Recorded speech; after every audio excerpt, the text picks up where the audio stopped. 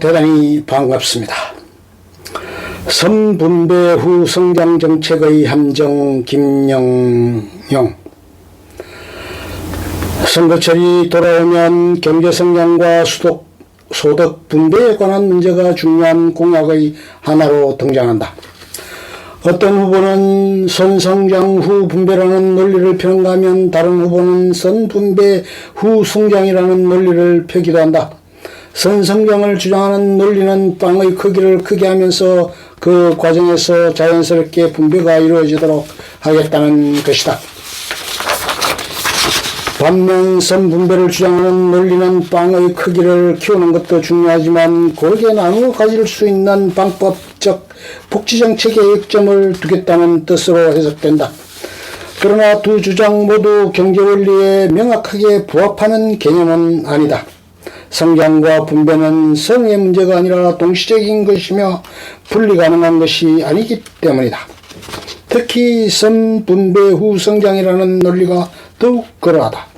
경제 성장과 소득 분배에 대한 관점. 시장경제에서는 가격이 희소한 자원을 적재적소에 배분하는 역할을 한다. 즉 가격은 정보 전달 기능, 유인 제공 기능, 그리고 소득 분배 기능을 수행함으로써 자원이 효율적으로 배분되어 경제성장이 이루어지도록 한다. 정보 전달 기능이란 가격이 수요와 공급의 변화 상황을 각 경제 주체에 전파하는 기능이며, 유인 제공 기능이란 경제 주체들이 가격 변화가 의미하는 시장 상황 변화를 인지하고 그에 대처하게 하는 기능을 말한다. 또한 소득 분배 기능이란 각 경제 주체가 가진 자원의 소유량과 시장 가격에 의해 소득을 얻게 하는 기능을 의미한다. 시장 경제에서의 가격의 기능. 선성장 후 분배라는 논리는 대체로 이러한 가격 기능을 왜곡시키지 않겠다는 뜻으로 해석할 수 있다. 성장에 초점을 맞추면 각 생산 요소는 성장에 기여한 몫만큼 분배받게 된다는 논리다. 이에 비해 선분배 후 성장이라는 논리는 가격에 의한 소득 분배 기능은 이른바 빈익빈 부익부 현상을 초래하기 때문에 이 기능을 정부가 담당하겠다는 것이다. 즉 복지정책을 강화하여 균등한 소득 분배를 이룩하겠다는 것이다. 대중이 시장경제에 대해 가지는 반감도 바로 가격의 소득 분배 기능에 있다.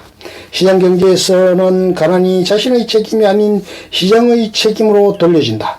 따라서 온정주의, 아래사람에게 따뜻한 마음으로 대하려는 생각이나 태도, 노사관계를 대등한 인격자 상호간의 계약에 의한 권리 의무관계로 보지 않고 사용자의 온정에 따른 노동자 보호와 이에 보답하는 노동자 것으로 노력하는 협조관계로 보는 것이며, 합리적인 계약관계 대신에 서로의 정감에 호소함으로써 노사관계를 원활하게 하려는 노무관리의 방법이다. 유럽에서는 상여, 복지시설 등을 충실하게 함으로써 협조관계를 유지하는 방법, 이제 제1차 세계대전 이후로 독점 자본의 노무관리 정책으로서 중시되어 왔다. 한국에서는 8.15 광복과 6.25 전쟁 이후로 주종 간의 정의, 가족주의 등의 형태로 온정주의가 노무관리의 기조로 되어 있어 온정주의가 노무관리의 주요 부분을 차지하는 경우가 적지 않았다. 그러나 근래에는 세계적 기구로 온정주의 대신 파트너십, 공동의 사업 추진자 사상이 점차 강조되고 있다.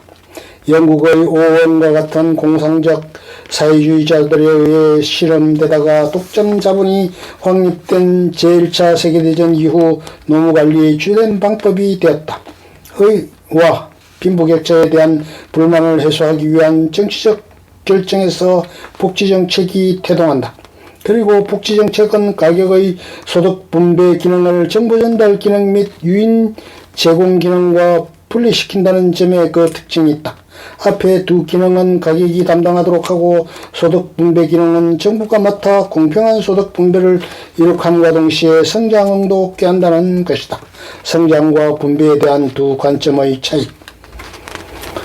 그러나 시장은 그렇게 움직여주지 않는다는데 복지정책의 함정이 있다. 가격의 소득 분배 기능을 정부가 대신하게 되면 정보 전달 기능과 유인 제공 기능도 함께 작동하지 않으므로 생산은 빠른 속도로 감소한다.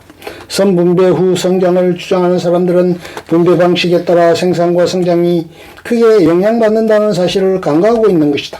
정부가 복지정책을 통해 소득 재분배에 중점을 두더라도 생산이 그대로 유지되거나 증가할 수 있다고 믿는 것은 착각이다. 어렵고 위험한 일에 매달려 노력한 결과의 일부 또는 대부분이 자신에게 돌아오지 않는다면 사람들이 일할 유인이 크게 떨어진다. 성장은커녕 먹고 살기도 힘들어진다. 선분배 후 성장이라는 정책이 대중에게 일견 매력적으로 들리겠지만 이러한 정책은 실현 가능한 것이 아니며 필연적으로 우리 모두를 가난으로 인도하게 된다는 사실을 인식해야 한다. 선분배 후 성장의 논리적 함정. 선성장 후 분배 성장은 성장과 분배라는 두 목표를 무난하게 달성할 수 있다.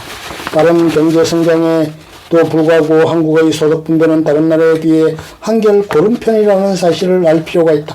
반면에 선분배 후 성장은 두 목표 중 하나도 달성하지 못했다는 사실이 역사적 실험을 통해 여러 차례 밝혀진 바 있다. 이제 더 이상 이것을 실험 대상으로 삼아서는 안 된다. 원정주의와 정치적 필요에 따라 굳이 복지정책을 시행하여야 한다면 생산과 성장이 큰 영향을 미치지 않도록 그 시스템을 설계하는 것이 가장 중요하다. 그렇게 하기 위해서는 사람들의 행동 유인을 성찰하여 경제 원리에 입각한 복지정책을 설계하여야 한다. 선성장 후 분배 정책이 유리한 이유. 선성장 후 분배 정책의 필요성을 언급한 글로 성장 분배에 대한 의견을 논리적으로 주장하고 있는 글이다. 필자는 글의 서두에서는 두 가지 의견을 나름대로 객관적인 입장에서 소개하는 듯하지만 후반부에 가서는 자신의 입장을 분명하게 밝히고 있다. 선분배 후 성장의 정책에는 함정이 있어서 우리 모두를 가난하게 할 수 있지만 선성장 후 분배 정책은 두 목표를 무난하게 달성할 수 있다는 것이다. 그리고 이러한 주장을 역사적 사례를 근거로 하여 강화하고 있다. 끝.